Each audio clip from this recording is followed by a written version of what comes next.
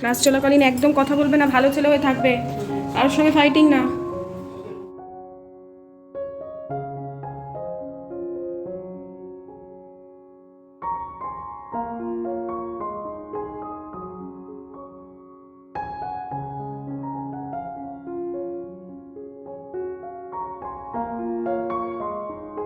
Morning. আরে আজকে উঠতে দেরি হয়ে গেছে, মানে আমি একটুখানি ভাবছি চোখ মেলবো। এই নাইটটা বাসি নাইট তো ছাড়ি জানো, আর এইটা হচ্ছে বহু পুরনো নাইট। বাসি নাইটি ছেড়ে এই সকালবেলা এই দেখবে আর একটা লাল আছে, এই দুটোই পরি। তারপর ভালো যেগুলো থাকে সেগুলো ওই বেলার স্নানের পরে পরি।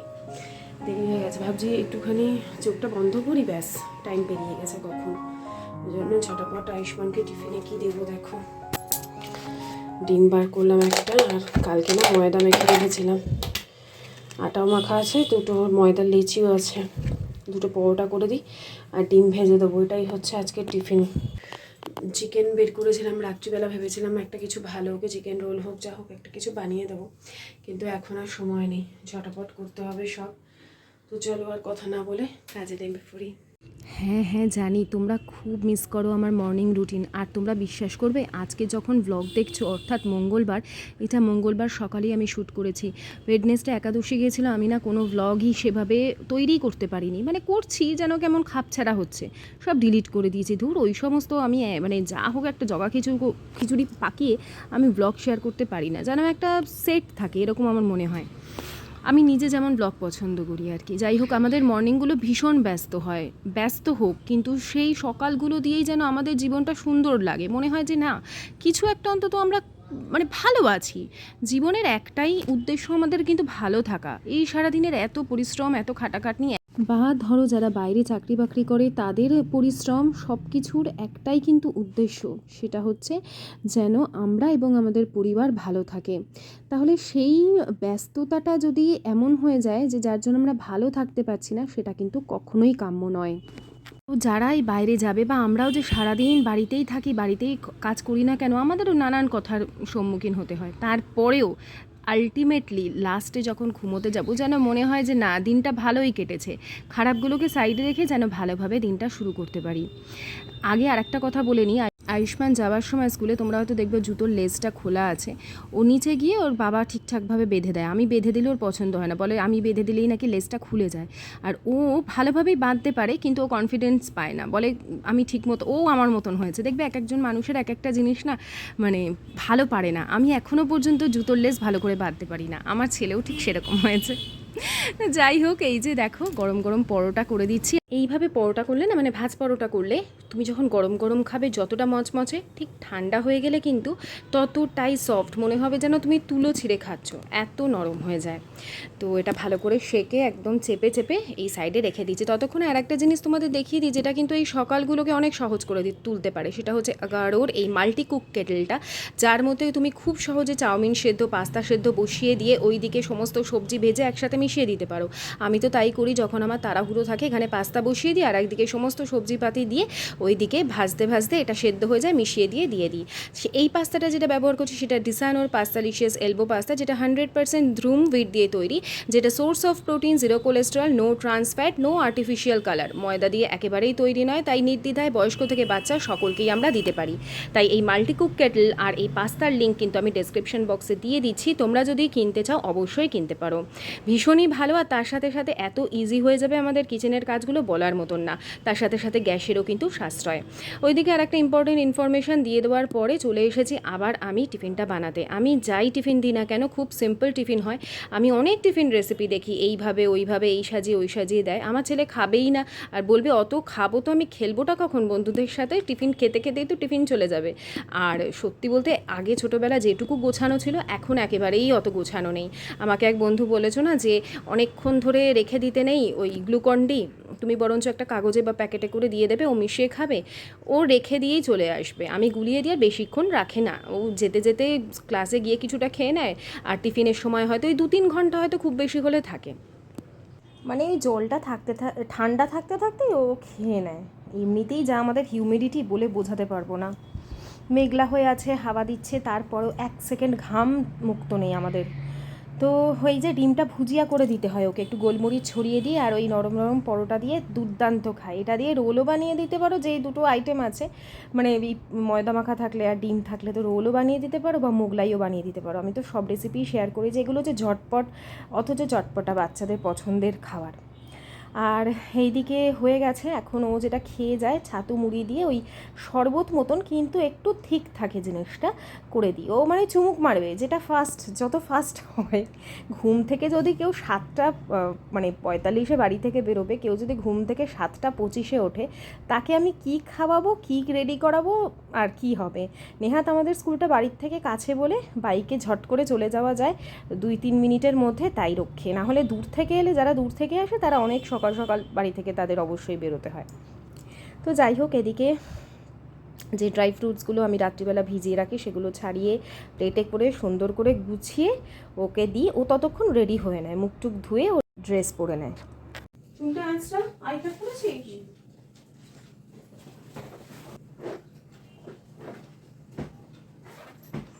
চশমা পরিস নি।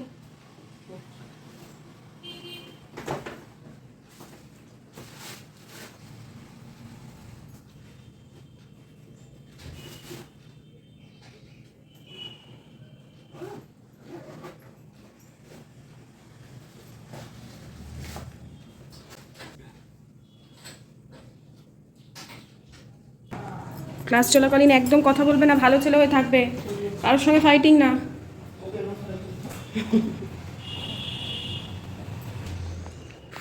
একটা ঝড় গেল। তাড়াতাড়ি তাড়াতাড়ি, তুমি যতই তাড়াতাড়ি করো, তোমার হাতে টাইম কম থাকলে, আর আজকে আমাকে তাড়াতাড়ি করতে হতো। ছেলেটা সাইকেল নিয়ে যাবে, ওকে একটা দিনই, ওই যেদিন ওদের পিঠে থাকবে বলেছি সেই দিনই সাইকেল চাইবি, বাকি দিনে সাইকেল চাইবি না। ওই একটা দিনের আশায় বসে থাকবে সারা সময়। আর এটা হচ্ছে আমাদের বাড়ির ওই সাইডের গেটটা, যেখানে গোডাউন আছে, নিচে পরপর গোডাউন আছে আমাদের। তারপরে দাদার দোকানের পিছন দিকটা জলের জার টারগুলো থাকে, আর ওই যে জল ভরা হচ্ছে। আমি ওই এইগুলো এমনি বাদাম আর কিশমিশ আর চিয়া সিড তো ভেজাই, ওটা পরে খাবো। সকালের দিকে কদিন ধরে এই যে মৌরি আর জোয়ান ভেজানো জলটা খাচ্ছি। মৌরি আর জোয়ান ভেজানো জলটা যতটা পারবে পরে একটুখানি এটা চিবিয়ে নেবে, যতটা পারবে আর কি। কিন্তু জলটাই যে যাদের একটুখানি অ্যাসিডিটির সমস্যা, গ্যাস অম্বলের সমস্যা হয়, তাদের জন্য এটা খুবই ভালো। হ্যাঁ, খালি পেটে এটা খেলে, মানে আমি এগুলো করে উপকার পেয়েছি। আমি যেমন দেখতে তো এরকম একটুতে অ্যাসিডিটি হয়ে যেত, আর এখন সেই আন্দাজে দেখো অ্যাসিডিক মানে গ্যাসের ওষুধ খাওয়া একদমই ভালো নয়। তো নিজের হজম শক্তিকে, যাদের হজম শক্তি দুর্বল, আমার যেমন ছোটো থেকে একটু হজম শক্তি দুর্বল, খুব বেশি খেয়ে আমি কোনোদিনই হজম করতে পারি না। তো সেই জন্য এই সমস্ত ছোটোখাটো জিনিসগুলো, তারপর অনেকের থাকে বয়স হতে হতে পারে, তারপরে যাদের আইবিএস থাকে তাদের হয়, মানে ইরিটেবল বাউল সিস্টেম, আমার যেমন আছে, আমাদের এটা মানে বংশগতই বলতে পারো। তো সেই জন্য তাদের একটু আধটু এগুলো করতে হয়। তো এগুলো করে আমি বেশ ভালো উপকার পাই। তাই তো দেখবে আমার ব্লগে আমি প্রথম থেকেই দেখাই, রোজ সকালবেলা কিছু না কিছু, কখনো বাতাসা মৌরি ভেজানো জল, কখনো জোয়ানের জল, কখনো চিরতা, এগুলো বরাবরই আমি সকালের দিকে ইনক্লুড করবার চেষ্টা করি। তো এটা এখন খেয়ে নিই, কারণ তারপর আবার চা খাবো। আর এই যে ছেলেকে দিয়ে ফুল টুল নিয়ে চলে এসছে, আর আমি সময় বসে বসে হয় না একটু রিল্যাক্স। দেখবে খুব যদি তুমি তাড়াহুড়ো করে কাজ করো, তোমার খুব ক্লান্ত লাগবে, যেই তুমি একটু বসবে মনে হয় বসে থাকি। আর এত তাড়াতাড়ি চলে আসবে আমি বুঝতে পারিনি। আর এসে দেখেছে বিছানাপত্র করা নেই, ওর বক্তব্য হচ্ছে এসে ও একটু বিছানায় বিশ্রাম নেবে। তো এসে আর ও ধৈর্য ধরছে না, আমাকে এটা ওটা ওই দিতে থাকছে। দেখো চাদরটা দিচ্ছে, ইচ্ছা করে করে এগুলো, যাতে আমার মাথাটা গরম হয়ে যায়, বুঝতে পারলে। আর যা কথা শোনাই আমি সকালের দিকে যখন এরকম করে, এই চলে সকালবেলা। তারপরেও দেখবে না কীরকম উল্টোপাল্টা কথাবার্তা বলবে। আমি কিছু কিছু রেখেছি যাতে তোমাদের মজা লাগে। ওই মুহূর্তে খুব রাগ হয়ে যায়, কিন্তু পরে যখন দেখি বেশ মজা লাগে। আর আজকে তো সকালবেলা আমি বাসি ঘরটা ঝাড় দিতে পারিনি, ওই জন্য এখন দিচ্ছি। কোনো ব্যাপার না, ওটা তোমার দিনটা সুন্দর হলেই হলো। এই যে ঘরটা চট করে পরিষ্কার করে নেব, বিছানাপত্রগুলো একদম টান টান হয়ে গেছে ওই ঘরের, আর এই ঘরটা পরিষ্কারই আছে, জামা কাপড়গুলোও পরে ধুয়ে নেব। এইগুলো দেখলেই তোমার দিনটা মনে হবে না সুন্দরভাবে তৈরি হচ্ছে আমার দিন। গুছিয়ে গুছিয়ে আমি পারি না, সবসময় বলেছি জায়গার জিনিস জায়গায় রাখবে। মাথাটা গরম করবো না, কি করে এখানে ডিম টিম করো। তো ঘরের বউ কে? আমি না তুমি ঘরের বউ? লোকে দেখছে ক্যামেরা তোমার কাণ্ড কারখানা। লোকে দেখে, আমার কাণ্ড কারখানায় দেখে।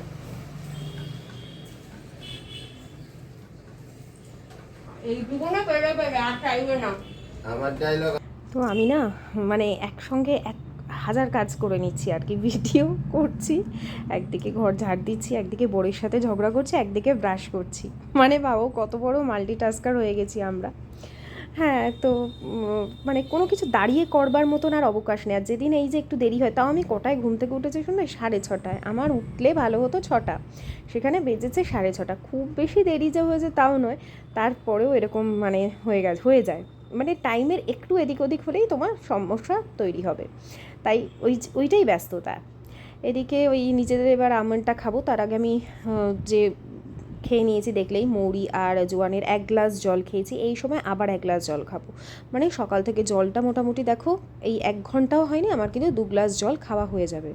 আমরা যেহেতু ভীষণই হিউমিডিটির মধ্যে থাকি, আমাদের ঘামটা প্রচুর হয়, আমাদের শরীর থেকে প্রচুর জল চলে যায়। জল যত যাবে শরীর তত ক্লান্ত হবে, মানে যত রিহাইড্রেশন হবে মাথা তত কাজ করবে না, মাথা গরম হবে, খিটখিটে মেজাজ হবে এবং শরীর ক্লান্ত বোধ করবে। সেই জন্য জলটা খুব ভালোভাবে ইনটেক করা প্রয়োজন। আর এদিকে চা বসিয়ে দেবো আমি। আজকে একটু দুধ চা খেতে ইচ্ছে হলো হঠাৎ করে। কেন বলছি, গতকাল যে কমেন্টে বলেছিলাম, না সরি গতকাল ভিডিওতে বলেছিলাম, তোমরা আমায় কমেন্টে বলেছিলে, আমি যে বলছিলাম বিকেলের দিকে একটু চা খেলে না অদ্ভুত একটা এনার্জি কাজ করে। আর সকাল থেকে কী হয়, আমার না একটা ঝিমানি চলে, কারণ আমি রাত অবধি অনেকক্ষণ টিভি দেখি, তারপরে এডিটিং করি, সকাল থেকে কাজ করি, কিন্তু ঝিমানি চলে। তো আমি ভাবলাম যে না, সবাই বলছে যে চা না খেলে তারাও এনার্জি পায় না, তার মানে তারা সকালে নিশ্চয়ই চাটা খায়। আমিও আজকে সকালের দিকে একবার খেয়ে দেখি, পরে যখন আবার অ্যাসিডিটির সমস্যা হবে তখন না এবার ওষুধ খেয়ে আবার বন্ধ করে দেবো। কারণ ওই যে সকাল থেকে সত্যি বলছে, চা খাওয়ার পর থেকেই কাজে একটা আলাদাই জোশ চলে আসে। এটা আমরা যারা খেয়ে ও নেশা হয়ে গেছে তারাই বুঝি। আর চায়ের কালারটা দেখো, এই বিস্কিটটাও কদিন ধরে তো খাচ্ছি, দেখছো, এবার এটা বন্ধ করে দিতে হবে।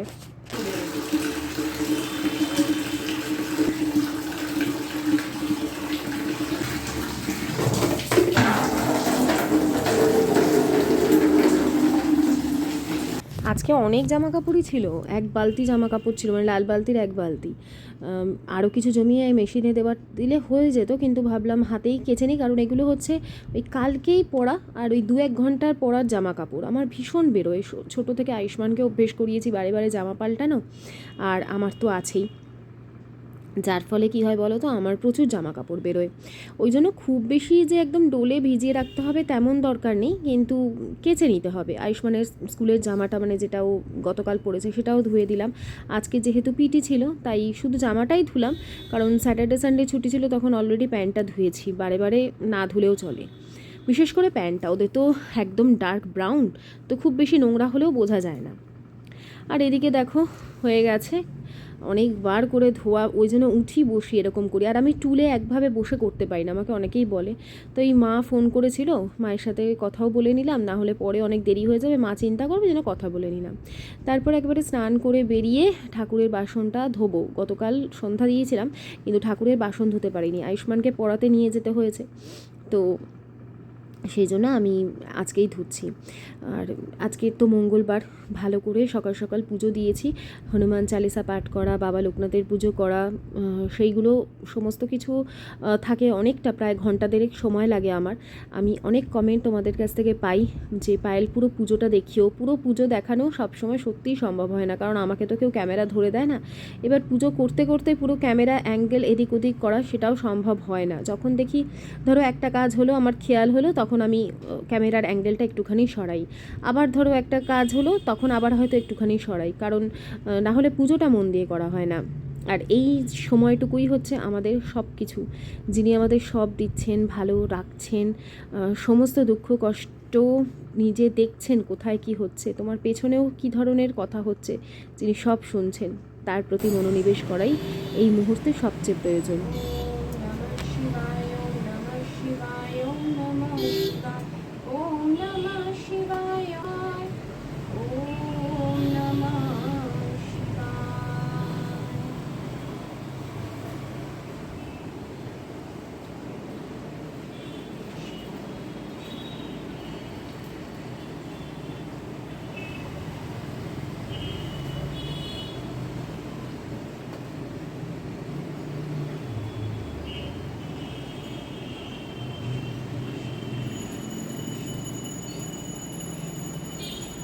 যখন আমি মহাদেবের মাথায় জল ঢালছি, পাশে কেউ পুজো করছিল, পাশের বাড়িতে হবে, আর ঘন্টা বাজছিল, তাই আমি ভাবছি আমার তো ঘন্টা বাজাতে এই সময় দেরি আছে, আর একা পুজো করতে করতে বা জল ঢালতে ঢালতে তো ঘন্টা বাজাতে পারি না। ঈশ্বর সবই করিয়ে নেন, তুমি যে কখন কোনটা মন দিয়ে করছো, কোনটা তিনি গ্রহণ করছেন, তুমি বেশ কিছু হিন্ট থেকেই বুঝতে পারবে। হয়তো এগুলো মনের ধারণা, কিন্তু তবুও আমি যেন বেশ বুঝতে পারি। আর এইদিকে ওই মহাদেবের যে স্নান করাবার গামছাটা, ওটা শুধু মহাদেবকেই স্নান করিয়ে মোছাবার গামছা, ঘি ঠি দিয়ে রেগুলার মোছাই তো একটু কালো হয়ে গেছে, চেঞ্জ করে দেবো। তো ওই জলটা ফেলে তারপরে মেলে দিলাম গামছাটা। আর এইদিকে তুলসী গাছেও জল ফুল দিয়ে দিলাম, ঠাকুরের বাসনপত্র এই যে দিয়ে প্রসাদ মানে ভোগ নিবেদন করে ভালোভাবে তোমাদের একটু প্রসাদ দর্শন করিয়ে দিই। আর কেমন সাজিয়েছি বলো, আজকের মঙ্গলবার মা কালী, হনুমানজি, মা তারা, সকল ঠাকুরকে জবার মালা দিয়েছি। আর প্রকৃতির উদ্দেশ্যে আমি এখানে যে ধুনো ধূপটা দিই, সেটা একটা যেন মনে হয় প্রকৃতির সাথে মিশে যাচ্ছে, হ্যাঁ, ইউনিভার্সের মধ্যে বিলীন হয়ে যাচ্ছে, আর নিজের মন প্রাণ ভরে ডাকি ঠাকুরকে। তো এই হয় আমার সকালে প্রত্যেক দিনের রুটিন। মোটামুটি 9:30-10টার মধ্যে আমার পুজো পাঠ শেষ। পুজো পাঠ সেরে বেশ কিছুক্ষণ রেস্ট নিয়ে এখন রান্নার কিছু জিনিস গুছিয়ে আজকে রান্না হবে। এখানে বেগুন কেটে রেখেছি আর টমেটো কেটে রেখেছি, এগুলো সব ছাড়িয়ে ছড়িয়ে বেছে বুছে রাখলাম। এটা রসুন আছে, পেঁয়াজ, আর করব হচ্ছে এই দেখো ট্যাংরা মাছ, ঠিক আছে। আর এই হবে রান্না। ও আর একটা জিনিস হবে, এই যে মাছের তেলের বড়া, আরও হবে, মানে ডাল, এগুলো তো আমায় করতেই হয় জানো। আর দেখি সবজিপাতি কী আছে সেটাও করব। তো আজকের ভিডিওটা আমি এখানেই শেষ করি। এরপর থেকে ভিডিও আবার স্টার্ট হবে। মোটামুটি এগুলো করে গোছাতে কিচেনটা গুছিয়ে রাখতে তো একটু সময় লাগে, ওই জন্য এগুলো আর দেখালাম না, তাহলে আমি আর কাজ সময়ের মধ্যে করতে পারবো না। এখন সব কিছু শেষ করতে হবে, তো আবার এডিটিং কিছুটা করলাম, ভাবো কত কাজ করে ফেললাম। চাইলে আমরা সব করতে পারি, একটুখানি আমাদের মনটা যদি শান্ত থাকে, কাজ করব এক আর মাথার মধ্যে চিন্তা হবে আর এক, তাহলে কখনোই আমরা সেই কাজগুলো হয়, আমারই তো হয়, ম্যাক্সিমাম টাইম আমি ওই অবস্থায় রাখি, কাজ করি এক, চিন্তা করি আর এক, যার ফলে কি কাজ করতেই পারি না। আর হাজারটা কাজের চিন্তা চলে এলে তখনই হয়ে যায় আমাদের যত ক্রিয়েটিভিটি নষ্ট। যাই হোক, চলো আর কথা বলছি না, সকলে খুব ভালো থেকো, টাটা বাই বাই, সায়োনারা।